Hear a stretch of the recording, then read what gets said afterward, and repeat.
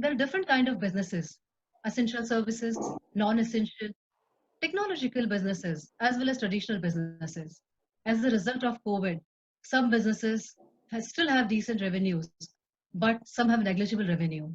Some might see the impact for a quarter, some might see the impact for a year. Let us begin by understanding what are the HR challenges we are seeing in this current environment. Right, sure. I think all our esteemed panelists have closed almost all the points. However, I would like to talk about the three different aspects, that we also need to focus on. That is, one is there is a variation in the employer and the employee expectation.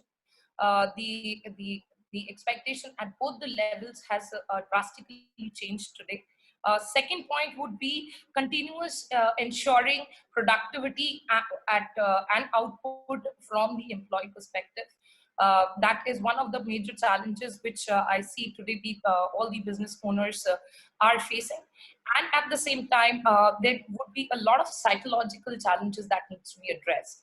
So when I say psychological aspects, it's not only from the employee perspective, it is also from the employer perspective.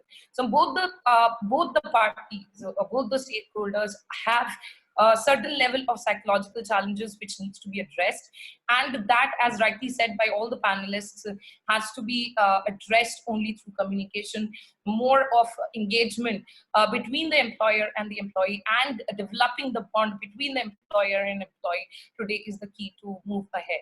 Yes, it is a challenging time, but no challenging time stays forever. Unlike institutions and the large corporates, most businesses do not have BCP or business continuity plans, as I said. And today, under complete lockdown, even those with BCP have been facing challenges in switching to work from home. It could be due to their business model or infrastructure issues. How can such companies overcome these issues? Tanima, we would like to hear from you on this. Hi. Yeah.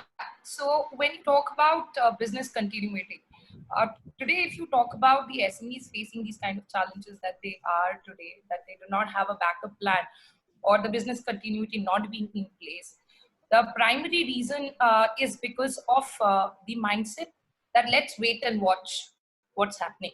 So that primarily leads to a lot of, I would say, procrastination into planning and being prepared with what comes next. Now, when you talk about today's situation, being the lockdown, there's a complete lockdown today. Uh, if this is the same approach that we continue, this is going to become a high level of a next challenge that can come on board next. The same problems are going to be there when suddenly the offices will start opening, and then 1 month would be spent in preparing what to do once we are back home. So from that particular perspective, I would say this is the right time that people should prepare for what are they supposed to do once this particular period is over, looking ahead and not about being concerned about what you are doing today. Few pointers I would like to talk about. Few would be setting up their objectives. I'm sure all organizations have their own objectives to be met in 2021 and things like that. Once you have those objectives in place, it's very, very important to understand what are your strengths, your weaknesses, what are the opportunities that you can leverage on, and what are the threats that you need to mitigate. According to that, creating your strategies, aligning with each one of them, identifying what would be the each level of this work that can be segregated and given to each individuals who few tasks which can be done from home, and also few of the tasks which cannot be done from home. So whatever the task that you can do from home should be able to people should be able to do it right now and be prepared for what's coming up next.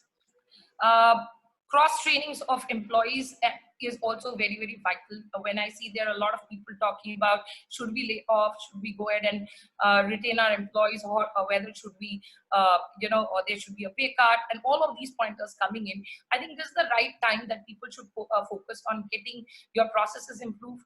You should be focusing on getting your people cross trained, because eventually the work that you do today is going to go ahead and become your base for tomorrow.